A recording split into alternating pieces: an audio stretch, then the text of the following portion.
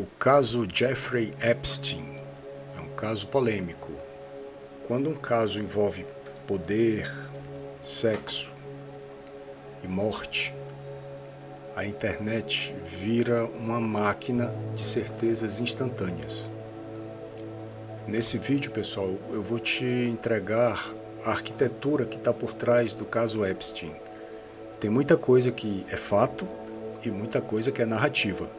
E muitos canais estão usando o caso Epstein para surfar, para ganhar likes e para manipular a sua atenção. Então hoje eu trago para vocês o que está por trás dessa narrativa. Como é que isso puxa a tua atenção e te leva a tomar conclusões erradas.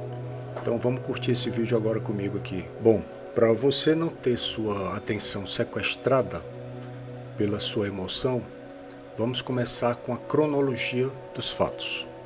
Em 2008, houve um acordo de não persecução. O acordo de não persecução penal é um acordo que o Jeffrey Epstein firmou ainda em 2008 com o governo dos Estados Unidos, no estado da Flórida. Ele foi considerado por muitos um acordo de pai para filho, por causa da leniência, né? E tudo que envolvia o caso. Era um caso bem polêmico, envolvia muita gente grande e esse pessoal ficou preocupado e tentaram abafar. Isso é fato. Tudo dentro desse documento aqui. Tudo isso é público, tá? Isso aqui você acessa, você vê, sem problema. Você fala inglês, você vai entender tudo que foi feito naquela ocasião, em 2008. Bem, quando foi em julho de 2019, 11 anos depois, 11 anos ainda cometendo crimes, obviamente, ele foi indiciado pelo Tribunal Distrital dos Estados Unidos, no sul de Nova York, por tráfico sexual e conspiração para tráfico sexual de menores. Olha bem, julho de 2019. A primeira informação de cometimento de crimes por Jeffrey Epstein é de 2008. Isso porque foi descoberto. Então, as acusações nessa ocasião, em 2019, em julho, ele foi acusado de gerenciar uma rede de prostituição, tráfico sexual, tudo aquilo que a gente já sabe. Nos anos 2002 a 2005, o indiciamento alegou que Epstein conspirou com funcionários e associados para garantir um fornecimento constante de vítimas, pagando inclusive algumas vítimas para recrutar outras. Enfim, foi o agravamento ainda mais dos crimes, né, que foi descoberto em 2008. Ele fez um acordo simples, muito singelo, para se livrar. Da condenação de 18 meses, ele só cumpriu 13. Só que a coisa foi piorando. De modo que em agosto do mesmo ano de 2019, ele foi encontrado morto. 10 de agosto de 2019, Epstein morre sob custódia federal. Houve falhas graves de supervisão, o FBI concluiu que não houve criminalidade na morte, foi morte por suicídio. Interessante. Em dezembro de 2021, o júri condena Ghislaine Maxwell por crimes ligados à facilitação e participação no abuso de menores com Epstein. Em junho de 2022, Maxwell é sentenciada a 20 anos de prisão.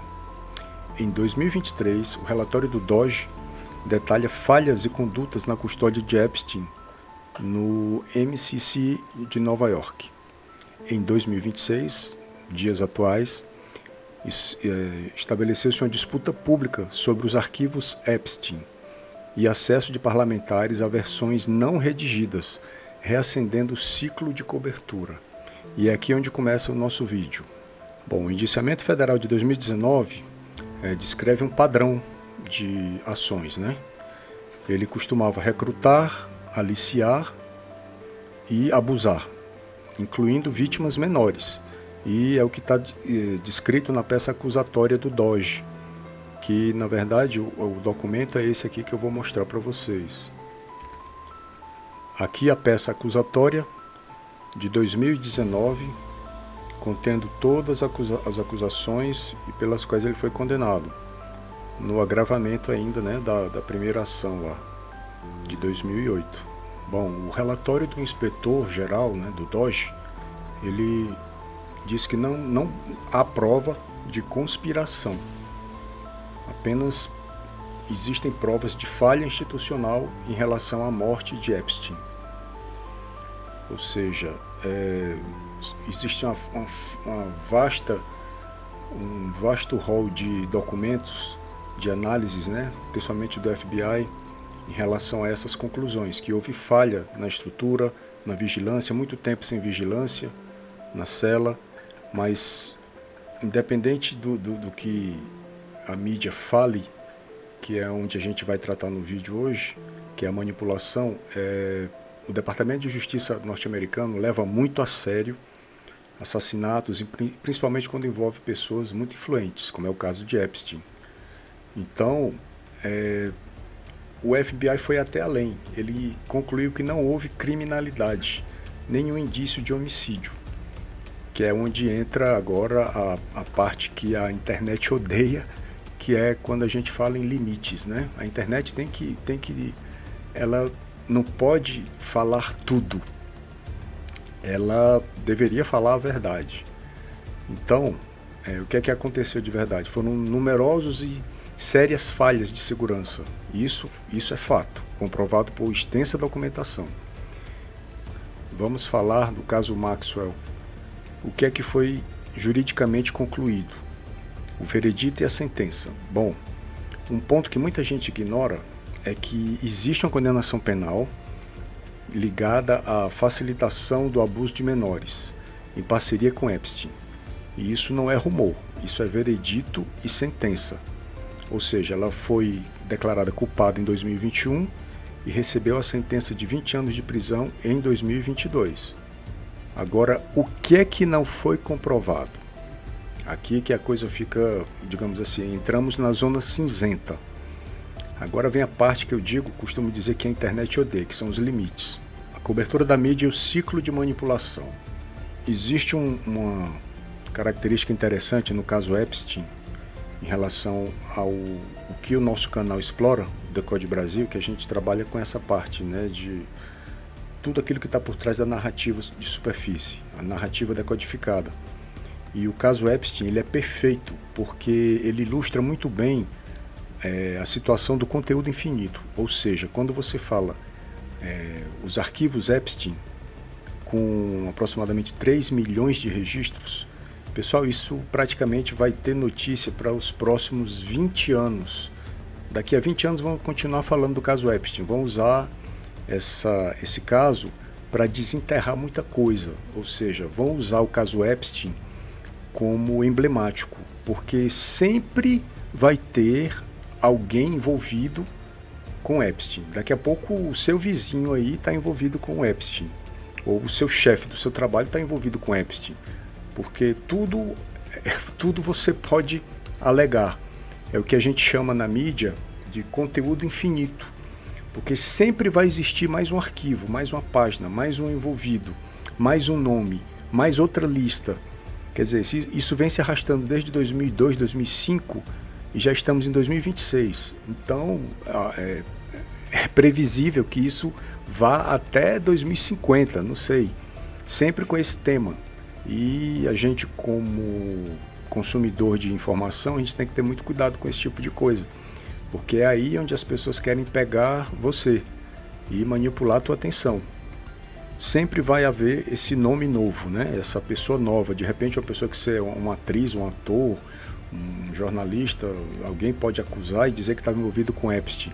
Tenha muito cuidado com isso, muito cuidado. Não divulgue, verifique as fontes, proteja a sua percepção, não se emocione, tente tratar a coisa com a frieza que o caso merece, apesar de que é uma coisa absurda, mas para o seu próprio bem, você deve se resguardar e entender que é muito fácil você ser manipulada quando você está emocionado. Se você está emocionado, é muito fácil conduzir sua atenção e fazer você tomar conclusões precipitadas. porque é tudo muito rápido. Quem divulga esse tipo de tema, de assunto, explorando um outro fato verdadeiro, quer dizer, a pessoa pega um fato verdadeiro e decodifica, esconde o que ela está querendo falar para você e conduz a tua emoção, conduz a tua percepção e te leva a uma conclusão que você não teria se você tivesse entendido que aquilo ali foi um fato manipulado. Ela alterou, ela omitiu, principalmente isso, a omissão é uma arte. Você tem um contexto e você retira partes do contexto todo, de modo que o outro contexto derivado é totalmente diferente, apesar que você está tratando de um fato verídico. Você junta pedaços de verdade e monta uma mentira. Isso é perfeitamente possível nesse formato, né, de narrativa de superfície, de manipulação, arquitetura emocional. Por isso é tudo um protocolo, tudo um protocolo. Você deve desenvolver o seu próprio protocolo, mas ele deve obedecer a alguns princípios para você se livrar desse tipo de manipulação. A gente vai trabalhar agora alguns protocolos que eu considero muito importantes e que você deve treinar. É questão de treino. No início é um pouco difícil, mas com o tempo você chega lá. Primeira coisa, se a manchete te causa nojo, raiva, qualquer tipo de emoção, euforia, você para um pouco, pensa naquilo ali, pensa no que você está sentindo, respira, aí você faz umas perguntas básicas, pergunta básica.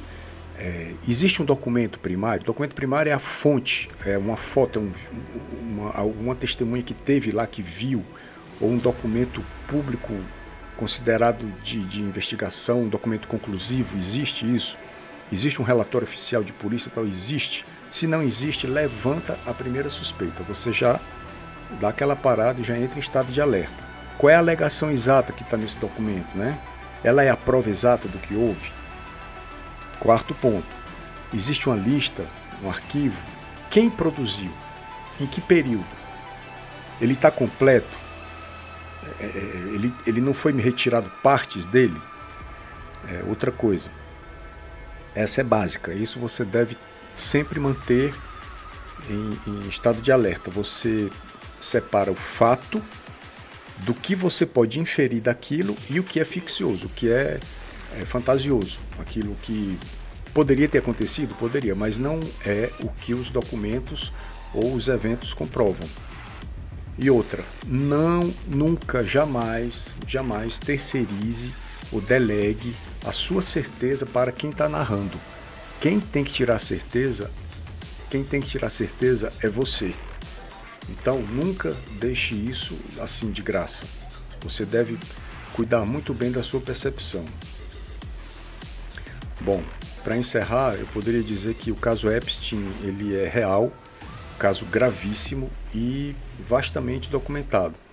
Mas ele também virou um sistema perigosíssimo, um ecossistema perigosíssimo de narrativa. Quando você troca um documento, uma evidência real, por uma indignação, você faz parte do jogo. Você está sendo manipulado. Então, pergunte-se, não é quem eu odeio, é o que eu consigo provar. Eu odeio o Jeff Epstein, sim, tudo bem, a atitude dele, o que ele fez é odiável, mas contenha a sua emoção e atente-se às provas para você tomar uma conclusão correta e não uma conclusão por manipulação. Porque, pensa bem, um caso desse pode ser usado para qualquer coisa. Ele é tão rico, tão cheio de ferramentas embutidas, ferramentas de manipulação, de arquitetura emocional, que isso pode ser usado contra você ad eterno. Isso daqui a 10, 15 anos ainda pode ser usado na mídia. Porque é aquela história do caso infinito. É um caso que nunca vai acabar. Porque enquanto houver arquivos Epstein, daqui a mais um tempo, possivelmente vão achar mais outros 3 milhões de arquivos do Epstein que estavam escondidos em algum local e tal. Enfim, o aviso foi dado. Se você gosta desse tipo de conteúdo, deixa aí o teu like. É um trabalho bem estressante, envolve muitas pesquisas, consulta de fontes, leitura de documento.